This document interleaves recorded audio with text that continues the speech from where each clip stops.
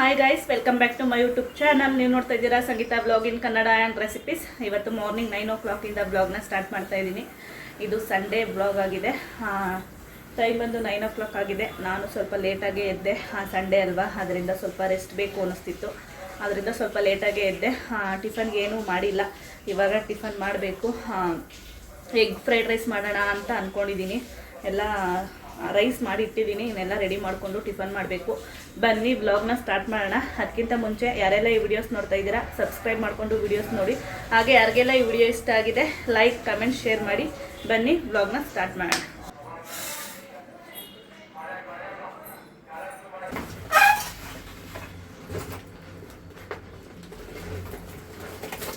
ಮೊಟ್ಟೆ ಎಲ್ಲ ತಂದಿದ್ದೀನಿ, ಇವಾಗ ಮಾಡಬೇಕು. ಇವಾಗ ಎಲ್ಲ ರೆಡಿ ಮಾಡಿ ಇಟ್ಕೊತೀನಿ. ಫ್ರೈಡ್ ರೈಸ್ಗೆ ಒಂದು ಕ್ಯಾಪ್ಸಿಕಮ್ ತೊಗೊಂಡಿದ್ದೀನಿ, ಒಂದು ಚಿಕ್ಕದು ಕ್ಯಾರೆಟು. ನಾನು ಮಾಡ್ತಾ ಇರೋದು ಒಬ್ಬರಿಗೆ ಆಗಿರೋದ್ರಿಂದ ಸಾಕು, ತರಕಾರಿ ಸಾಕಾಗುತ್ತೆ. ಸ್ವಲ್ಪ ಬೀನ್ಸು ಮತ್ತು ಮೊಟ್ಟೆ. ನಾನು ನಿಮಗೂ ಗೊತ್ತು, ನಾನು ಈ ರೆಸಿಪಿ ತೋರಿಸಿದ್ದೀನಿ, ಅಂದರೆ ವೆಜ್ ಫ್ರೈಡ್ ರೈಸ್ ರೆಸಿಪಿ ತೋರಿಸಿದ್ದೀನಿ. ನಾನು ಫ್ರೈಡ್ ರೈಸ್ ಪೌಡರ್ ಒಂದೇ ಯೂಸ್ ಮಾಡೋದು, ಯಾವುದೇ ಥರದ ಸಾಸ್ ಯೂಸ್ ಮಾಡಲ್ಲ. ಅದರಿಂದ ಒಂದು ಆಚೆ ಫ್ರೈಡ್ ರೈಸ್ ಪೌಡರ್ನ ತೊಗೊಂಡಿದ್ದೀನಿ. ಸ್ವಲ್ಪ ಪೆಪ್ಪರ್ನೂ ಹಾಕೊತೀನಿ. ಎಗ್ ಫ್ರೈಡ್ ರೈಸ್ ಮಾಡೋದ್ರಿಂದ ಪೆಪ್ಪರ್ ಪೌಡರ್ ಹಾಕಿದ್ರೆ ಟೇಸ್ಟ್ ಚೆನ್ನಾಗಿರುತ್ತೆ. ಅದರಿಂದ ಒಂದು ಪೆಪ್ಪರ್ ಪೌಡರ್ ಇಟ್ಕೊಂಡಿದ್ದೀನಿ. ಈ ತರಕಾರಿ ಎಲ್ಲ ಫಸ್ಟ್ ಕಟ್ ಮಾಡ್ಕೊತೀನಿ.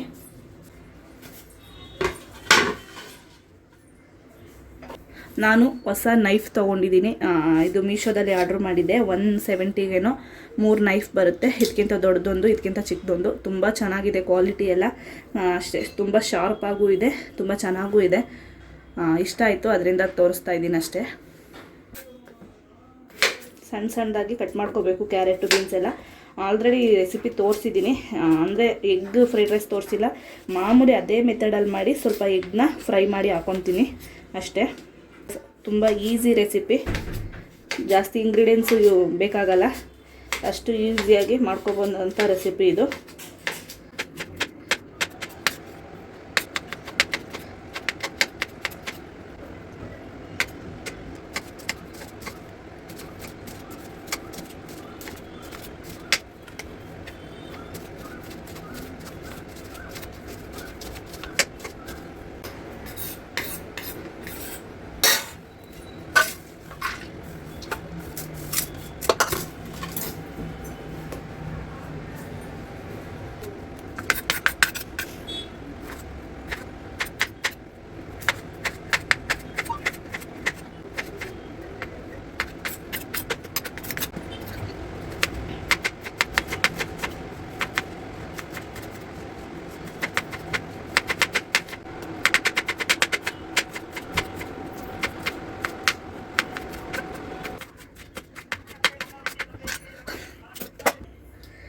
ಇವಾಗ ನೋಡ್ಬೋದು, ಎಲ್ಲ ರೆಡಿ ಮಾಡಿ ಇಟ್ಕೊಂಡಿದ್ದೀನಿ.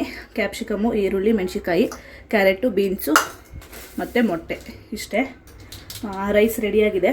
ಇಷ್ಟನ್ನ ಒಗ್ಗರಣೆಗೆ ಹಾಕ್ಕೊಂಡ್ರೆ ಟಿಫನ್ ರೆಡಿ ಆಗುತ್ತೆ. ಇವಾಗ ನನಗೂ ತುಂಬ ಹೊಟ್ಟೆ ಹಸಿವಾಗ್ತಾಯಿದೆ. ಇವಾಗ ಬೇಗ ಬೇಗ ಮಾಡ್ಕೊತೀನಿ.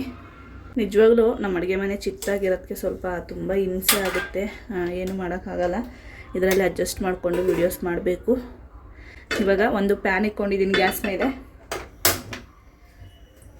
ಪ್ಯಾನ್ ಇಟ್ಕೊಂಡಿದ್ದೀನಿ. 1 ಸ್ಪೂನಷ್ಟು ಎಣ್ಣೆ ಹಾಕ್ಕೊಬೇಕು. ಎಣ್ಣೆ ಸ್ವಲ್ಪ ಚೆನ್ನಾಗಿ ಕಾಯಲಿ. ಎಣ್ಣೆ ಚೆನ್ನಾಗಿ ಕಾದಿದೆ. ಇದಕ್ಕೆ 2 ಮೊಟ್ಟೆನ ಒಡೆದು ಹಾಕ್ಕೊತೀನಿ.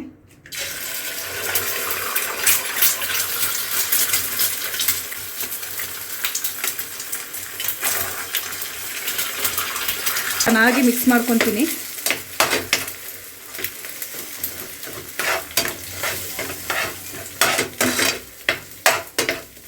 ಚೆನ್ನಾಗಿ ಮಿಕ್ಸ್ ಮಾಡಿ ಇದಕ್ಕೆ ಸ್ವಲ್ಪ ಉಪ್ಪನ್ನ ಸೇರಿಸ್ಕೊತೀನಿ. ಇವಾಗ ಸ್ವಲ್ಪ ಪೆಪ್ಪರ್ ಸೇರಿಸ್ಕೊತೀನಿ. ಇವಾಗ ಚೆನ್ನಾಗಿ ಫ್ರೈ ಮಾಡ್ಕೋಬೇಕು. ಉದ್ರುದ್ರಾಗಿ ಆಗಬೇಕು ಮೊಟ್ಟೆ, ಅಲ್ಲಿ ಗಂಟ ಫ್ರೈ ಮಾಡ್ಕೊತೀನಿ. ನಾವು ಎಗ್ ಬುರ್ಜಿ ಮಾಡಬೇಕಾದ್ರೆ ಯಾವ ಥರ ಫ್ರೈ ಮಾಡ್ಕೊತೀವೋ ಆ ಥರ ಫ್ರೈ ಮಾಡ್ಕೋಬೇಕು.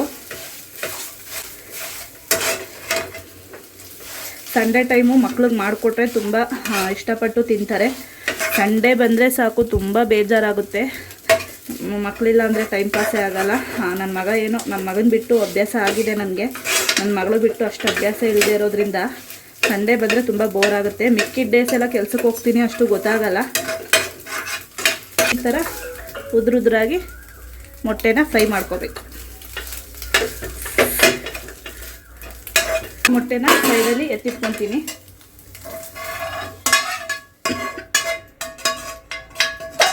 ಇವಾಗ ಫ್ರೈ ಮಾಡಿರೋ ಮೊಟ್ಟೆನ ಸೈಡಲ್ಲಿ ಎತ್ತಿಟ್ಕೊಂಡಿದ್ದೀನಿ. ಇವಾಗ ಅದೇ ಪ್ಯಾನ್ಗೆ ಎಣ್ಣೆ ಸೇರಿಸ್ಕೊತೀನಿ. 1.5 ಸ್ಪೂನಷ್ಟು ಎಣ್ಣೆ ಸೇರಿಸ್ಕೊಂಡಿದ್ದೀನಿ. ಎಣ್ಣೆ ಸ್ವಲ್ಪ ಲೈಟಾಗಿ ಕಾದಿದೆ. ಇದಕ್ಕೆ ಮೆಣಸಿನ್ಕಾಯಿ ಸೇರಿಸ್ಕೊತಾ ಇದ್ದೀನಿ. 1 ಮೆಣಸಿನ್ಕಾಯಿನ ಸಣ್ಣ ಸಣ್ಣದಾಗಿ ಕಟ್ ಮಾಡಿ ಇಟ್ಕೊಂಡಿದ್ದೆ, ಅದನ್ನ ಸೇರಿಸ್ಕೊತಾ ಇದ್ದೀನಿ. ಇವಾಗ ಸಣ್ಣ ಸೈಜ್ದು 2 ಈರುಳ್ಳಿ ಕಟ್ ಮಾಡಿ ಇಟ್ಕೊಂಡಿದ್ದೆ, ಅದನ್ನ ಸೇರಿಸ್ಕೊತಾ ಇದ್ದೀನಿ. ನೀವು ಬೆಳ್ಳುಳ್ಳಿನೂ ಬೇಕು ಅಂದರೆ ಕಟ್ ಮಾಡಿ ಹಾಕೋಬೋದು. ನನಗೆ ಬೆಳ್ಳುಳ್ಳಿ ಫ್ಲೇವರ್ ಅಷ್ಟು ಇಷ್ಟ ಆಗಲ್ಲ, ಅದರಿಂದ ಹಾಕ್ಕೊಂಡಿಲ್ಲ.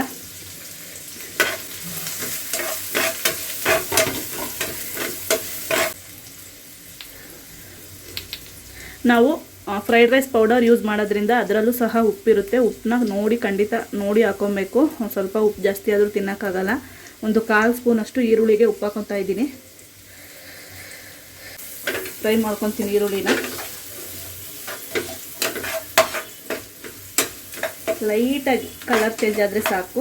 ಜಾಸ್ತಿ ಈರುಳ್ಳಿ ಫ್ರೈ ಆದರೆ ಅಷ್ಟು ಚೆನ್ನಾಗಿರಲ್ಲ. ಇವಾಗ ಈರುಳ್ಳಿ ಲೈಟಾಗಿ ಕಲರ್ ಚೇಂಜ್ ಆಗಿದೆ. ಈ ಟೈಮಲ್ಲಿ 1/2 ಸ್ಪೂನಷ್ಟು ಶುಂಠಿ ಬೆಳ್ಳುಳ್ಳಿ ಪೇಸ್ಟ್ನ ಹಾಕೊತಾ ಇದ್ದೀನಿ.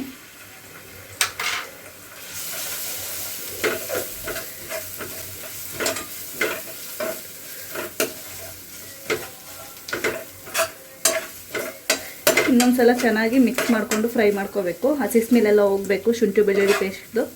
ಅಲ್ಲಿಗಂಟ ಫ್ರೈ ಮಾಡ್ಕೊತೀನಿ. ಇವಾಗ ಸಣ್ಣದಾಗಿ ಕಟ್ ಮಾಡಿ ಇಟ್ಕೊಂಡಿದ್ವಲ್ಲ ಕ್ಯಾರೆಟು ಮತ್ತು ಬೀನ್ಸು, ಅದನ್ನ ಸೇರಿಸ್ಕೊತಾ ಇದ್ದೀನಿ.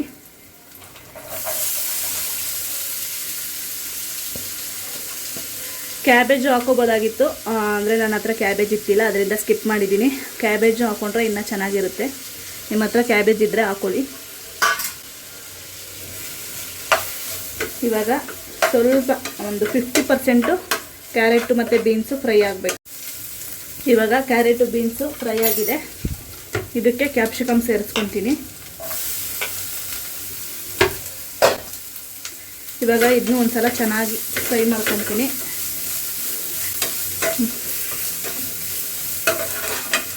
ಜಾಸ್ತಿ ಫ್ರೈ ಮಾಡ್ಕೋಬಾರ್ದು ಕ್ಯಾಪ್ಸಿಕಮ್ ಹಾಕೊಂಡ್ಮೇಲೆ, ಯಾಕಂದರೆ ಕ್ಯಾಪ್ಸಿಕಮ್ಮು ಸ್ವಲ್ಪ ಜಾಸ್ತಿ ಬೆಂದರೆ ಚೆನ್ನಾಗಿರಲ್ಲ. ಅರ್ಧ ಫ್ರೈ ಆಗಿ ಕ್ರಂಚಿಯಾಗಿದ್ದರೆ ತುಂಬ ಚೆನ್ನಾಗಿರುತ್ತೆ.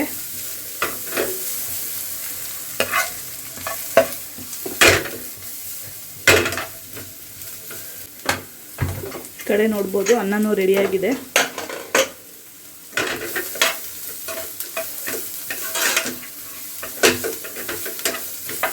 ಒಂದು 15 ಮಿನಿಟ್ಸಲ್ಲಿ ಪಟ್ಟಂತ ರೆಡಿ ಆಗುತ್ತೆ ಇದು ಫ್ರೈಡ್ ರೈಸು. ಖಂಡಿತ ನೀವು ನೆಕ್ಸ್ಟ್ ಸಂಡೇ ನಿಮ್ಮ ಮಕ್ಕಳಿಗೆ ಮಾಡಿಕೊಡಿ, ತುಂಬ ಇಷ್ಟಪಟ್ಟು ತಿಂತಾರೆ. ಟೇಸ್ಟ್ ಮಾತ್ರ ತುಂಬ ಚೆನ್ನಾಗಿರುತ್ತೆ. ಇವಾಗ ಇದಕ್ಕೆ ರೈಸ್ ಸೇರಿಸ್ಕೊತೀನಿ. ತರಕಾರಿ ಹಾಫ್ ಫ್ರೈ ಆಗಿದೆ, ಸಾಕು. ಜಾಸ್ತಿ ಫ್ರೈ ಆದರೆ ಚೆನ್ನಾಗಿರಲ್ಲ. ರೈಸ್ನ ಸೇರಿಸ್ಕೊತಾ ಇದ್ದೀನಿ.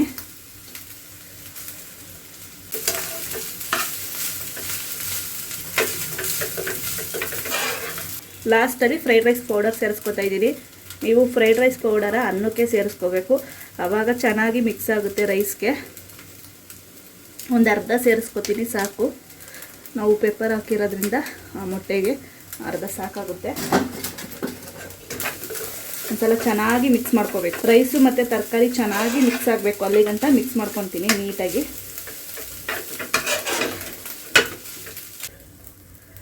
ಎಷ್ಟು ಉದ್ರುದ್ರಾಗಿದೆ ಅಲ್ವಾ. ನೀವು ಇದೇ ಥರ ತಿಂದರೆ ವೆಜ್ ಫ್ರೈಡ್ ರೈಸ್ ಆಗುತ್ತೆ. ಮೊಟ್ಟೆ ಇಷ್ಟ ಇರೋರು ಮೊಟ್ಟೆನ ಸೇರಿಸ್ಕೊಂಡ್ರೆ ಎಗ್ ಫ್ರೈಡ್ ರೈಸು. ಚೆನ್ನಾಗಿ ಮಿಕ್ಸ್ ಮಾಡ್ಕೋಬೇಕು. ಮೊಟ್ಟೆ ಮತ್ತು ರೈಸ್ ಎಲ್ಲ ಕ್ಲೀನಾಗಿ ಮಿಕ್ಸ್ ಆಗಬೇಕು. ಇದು ಎಷ್ಟು ಈಸಿ ರೆಸಿಪಿ ಅಂದರೆ ಒಂದು 15 ಮಿನಿಟ್ಸಲ್ಲಿ ಪಟ್ಟಂತ ರೆಡಿ ಆಗುತ್ತೆ. ಖಂಡಿತ ನೀವು ಒಂದು ಸತಿ ಟ್ರೈ ಮಾಡಿ, ಹೇಗಿತ್ತು ಅಂತ ಕಮೆಂಟ್ ಮಾಡಿ.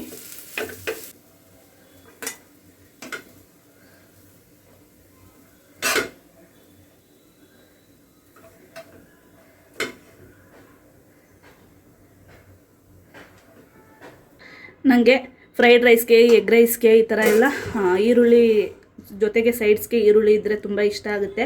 ಆದ್ದರಿಂದ ಈರುಳ್ಳಿ ಇಟ್ಕೊಂಡಿದ್ದೀನಿ. ನೋಡ್ಬೋದು ಎಷ್ಟು ಚೆನ್ನಾಗಿ ರೆಡಿಯಾಗಿದೆ ಅಂತ. ಬಿಸಿ ಬಿಸಿದು ತಿಂದರೆ ಸೂಪರಾಗಿರುತ್ತೆ. ಖಂಡಿತ ನೀವು ಒಂದ್ಸತಿ ಟ್ರೈ ಮಾಡಿ. ಇವಾಗ ನಾನು ಟಿಫನ್ ಮುಗಿಸ್ಕೊತೀನಿ. ಹೇಗಿತ್ತು ಅಂತ ಹೇಳ್ತೀನಿ, ಹೇಗಾಗಿದೆ ಅಂತ ಹೇಳ್ತೀನಿ. Fried rice, egg fried rice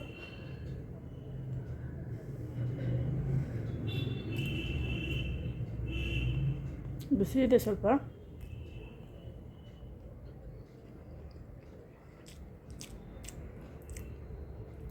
ಸಕ್ಕತ್ತಾಗಿದೆ ನಿಜವಾಗ್ಲೂ. ಟೇಸ್ಟ್ ಮಾತ್ರ ತುಂಬ ಚೆನ್ನಾಗಿದೆ. ಹೊರಗಡೆ ಎಲ್ಲ ತಿಂತೀರಲ್ಲ ನೀವು, ಅದಕ್ಕಿಂತ ಟೇಸ್ಟು ತುಂಬ ಚೆನ್ನಾಗಿದೆ. ಯಾವುದೇ ಥರದ ಸಾಸ್ ಹಾಕ್ಲಿಲ್ಲ ಅಂದರೂ ಅಷ್ಟು ಚೆನ್ನಾಗಿ ಬರುತ್ತೆ ಫ್ರೈಡ್ ರೈಸು.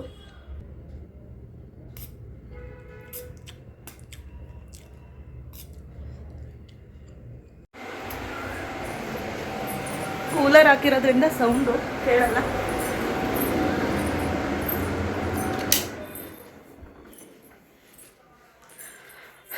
ಇವಾಗ ನಾನು ಟಿಫನ್ ಮಾಡಿ ಮಲಗಿಬಿಟ್ಟಿದ್ದೆ.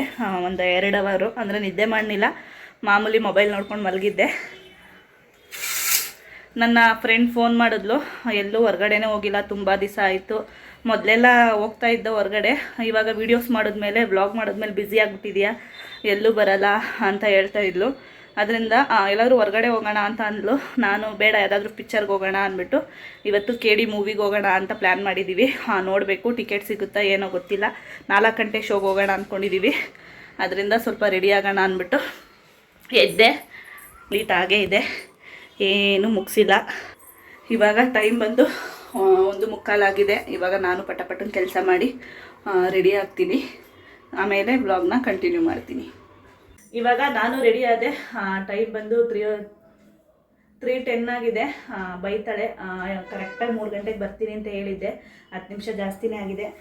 ಒಂದು ಟಾಪು ಮತ್ತು ಒಂದು ಜೀನ್ಸ್ ಹಾಕ್ಕೊಂಡಿದ್ದೀನಿ. ಒಂದು ತುಂಬ ದಿವಸನೇ ಆಗಿತ್ತು ಈ ಟಾಪ್ನ ತೊಗೊಂಡು.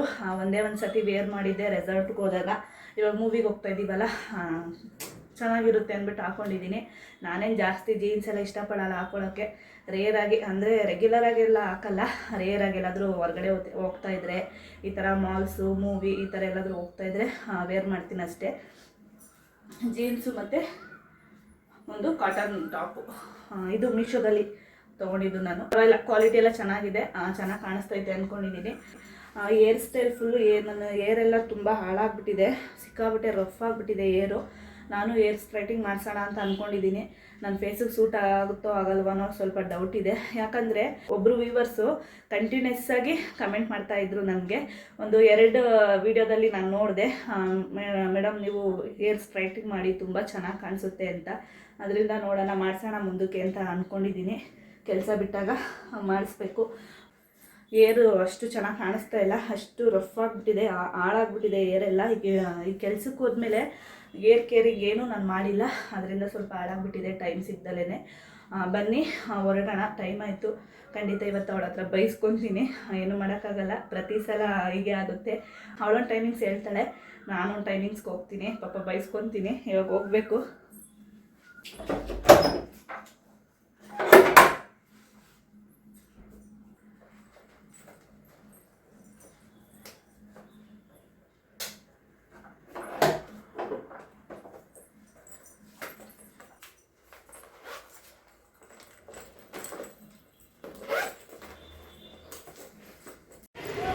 ಇವಾಗ ನನ್ನ ಫ್ರೆಂಡ್ ಮನೆ ಹತ್ರ ಬಂದೆ. ಸ್ವಲ್ಪ ಗರಂ ಆಗೋಳೆ, ಲೇಟ್ ಆಗೈತೆ ಅಂತ. ಒಂದು 20 ನಿಮಿಷ ಲೇಟ್ ಆಯಿತು. ಇಲ್ಲ ಅಮ್ಮ ಕರಿಯೋ ಅಕ್ಕ. ಮಗನ್ನ ರೆಡಿ ಮಾಡಿದ್ದಾಳೆ, ಅವಳು ರೆಡಿ ಆಗಿದ್ದಾಳೆ. ಅವಳನ್ನ ತೋರ್ಸಂಗಿಲ್ಲ. ನಾನು ಆಗಲೇ ಬಂದರು ಒಳಗಡೆ ಹೋಯ್ತೀಯಾ? ಫೇಸ್ ಏನು ತೋರಿಸಿಲ್ಲ ಬಿಡು, ಟಿಕೆಟ್ ಸಿಗಲ್ಲ. ಏನೋ ಒಳಗಡೆ ಕರಿತಾ ಇದ್ದಾಳೆ, ನೋಡೋಣ ಏನು ಕೊಡ್ತಾಳೆ ಅಂತ.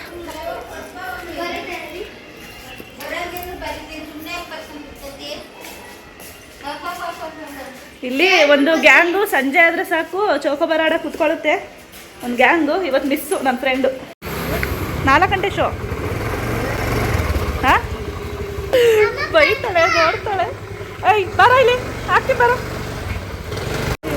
ನಮ್ಮ ಲಕ್ಷ್ಮಿ ಮೇಡಮ್ ಒಬ್ಳು ಮಿಸ್ಸು. ಅವಳು ಹೊಸ ಗಾಡಿ ತಗೋತಾ ಇದ್ದಾಳೆ, ಅದರಲ್ಲಿ ಬ್ಯುಸಿ ಇದ್ದಾಳೆ. ನಿಧಾನಕ್ಕೆ ಓಡಿಸು. ಅಕ್ಕ ಏನೋ ಮಳೆನೇನೋ ಬರ್ತಾ ಇದೆ, ಮಳೆ ಬಂದ್ಬಿಡ್ತು ಇವಾಗ. ಇದು ನಮ್ಮ ಏರಿಯಾದಲ್ಲೇ ಇರೋದು, ಕೇಳಿ ಹಾಕೋರೆ. ನಮ್ಮ ಏರಿಯಾದಲ್ಲೇ ಇರೋದು ಇದು ಆಕಾಶ್ ಥಿಯೇಟರು. ಹೋದ್ಸತಿನೂ ಸುಪ್ರೀಂ ಮೂವಿ ನೋಡೋಕೆ ಬಂದಿದ್ದು, ಅವತ್ತೂ ಮಳೆ. ನಾನು ಲಕ್ಷ್ಮಿ ನನ್ನ ಫ್ರೆಂಡು. ಇಲ್ಲ ನಿಲ್ಸು ಇನ್ನೇನು ಮಾಡ್ತೀಯ. ನನ್ನ ಫ್ರೆಂಡು ಗಾಡಿ ಹಾಕ್ಬಿಟ್ಟು ಬರ್ತಾಳೆ, ಮಳೆ ಬರ್ತಾ ಇದೆ. ನಾವು ಥಿಯೇಟ್ರ್ ಹತ್ರ ಬಂದು ಮಳೆ ಸ್ಟಾರ್ಟ್ ಆಯಿತು. ತಿಮ್ಮೋ ಎಲ್ಲಿಗೆ ಬಂದಿದ್ದೀವಿ ನಾವು? ಹಾಂ, ಈಗ ಮಕ್ಳು ಇಟ್ಕೊಂಡು ಯಾವ ಮೂವಿನೂ ಬೇಡ ಏನೂ ಬೇಡ ಅನಿಸುತ್ತೆ, ಆದರೂ ಏನು ಮಾಡೋದು.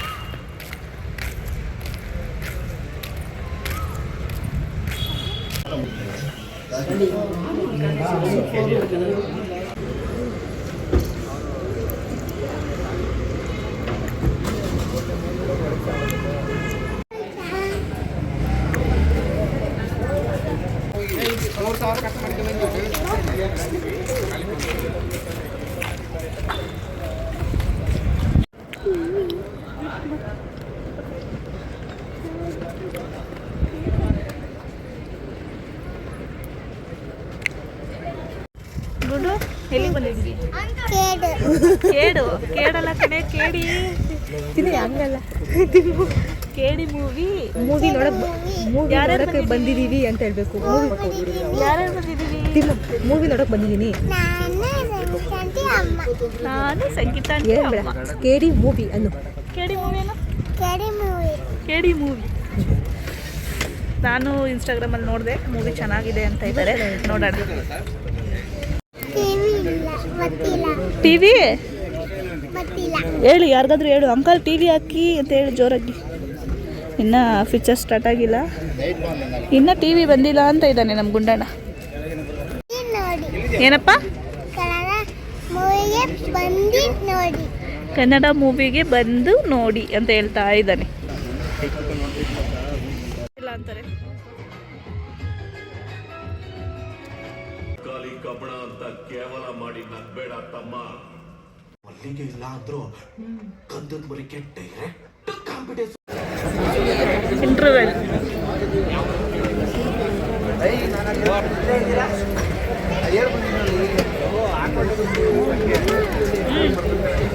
ಏನ್ ಬೇಕಪ್ಪ? ಜ್ಯೂಸ್ ಬೇಕಾ? ತಗೋಬರ ನೀರು ತಗೋಬರ್ತೀನಿ, ನೀರು ಹೋಗಿ ಕುಡಿ. ಕುತ್ಕೋ ಇವಾಗ.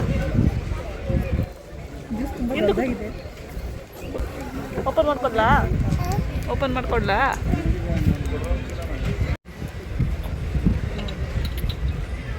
ಪಾಪ್ಕಾರ್ನ್ ಬೇಕಾ? ಬೇಡವಾ? ಬಿಡು.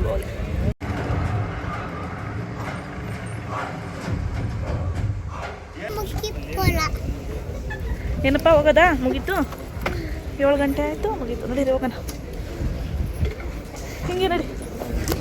ಇಲ್ಲ ಸರಿಯಾಗಿ ಹೊಡೆದ ಮಾತ್ರ ಇಲ್ಲ ಓಡಾಗೈತೆ.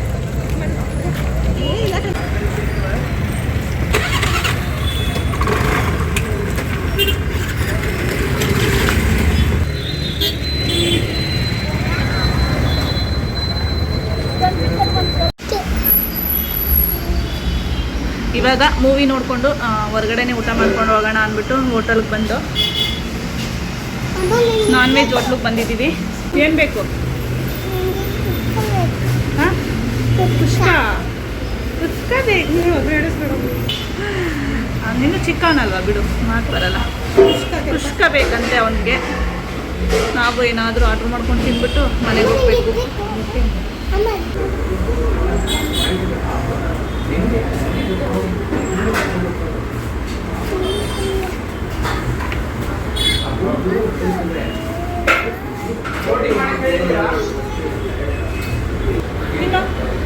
ತಿನ್ನೋ ಲಾಲಿಪಾಪ್, ತಿನ್ನೋ.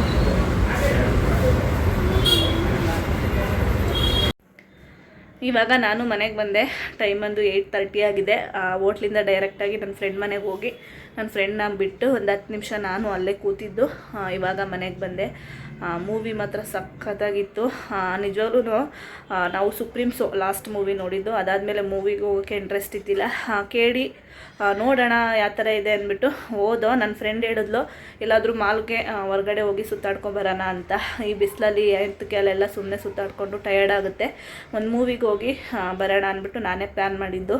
ಕರ್ಕೊಂಡು ಹೋಗಿದ್ದಕ್ಕೆ ಹೇಳ್ತಾಯಿದ್ಲು, ಕರ್ಕೊಂಬಂದೆ ಸಖತ್ತಾಗಿದೆ, ಸೂಪರಾಗಿರೋ ಮೂವಿ ಕರ್ಕೊಂಬಂದಿದ್ಯಾ, ಬಂದಿದೆಯಾ ಅಂತ. ನಿಜವಾಗ್ಲೂ ಅಷ್ಟು ಚೆನ್ನಾಗಿದೆ. ಧ್ರುವ ಸರ್ಜಾ ಆ್ಯಕ್ಟಿಂಗ್ ಮಾತ್ರ ಸೂಪರಾಗಿದೆ. ನನಗೆ ಅವ್ರ ಮೂವಿ ತುಂಬ ಅಂದರೆ ತುಂಬ ಇಷ್ಟ. ಅಂದರೆ ಅದ್ದೂರಿ ಬಿಟ್ಟರೆ ಈ ಮೂವಿನೂ ಸಖತ್ ಅಷ್ಟೇ ಇಷ್ಟ ಆಯಿತು. ನಿಜವಾಗ್ಲೂ ಇನೋಸೆನ್ಸು ತುಂಬ ಅಂದರೆ ತುಂಬ ಚೆನ್ನಾಗಿ ಮಾಡಿದ್ದಾರೆ ಧ್ರುವ ಸರ್ಜಾ ಅವರು. ಖಂಡಿತ ಈ ಮೂವಿ ನೀವೆಲ್ಲ ನೋಡಿ. ನಾವೂ ಈ ಮನೆ ಟೆನ್ಷನಲ್ಲಿ ಮನೆ ಹುಡ್ಕೋದು ಮನೆಗೆ ಬರೋದು ಇದೇ ಆಗಿಬಿಟ್ಟಿತ್ತು. ಒಂದು ನಮಗೂ ಸ್ವಲ್ಪ ಆರಾಮ ಅನ್ನಿಸ್ತು.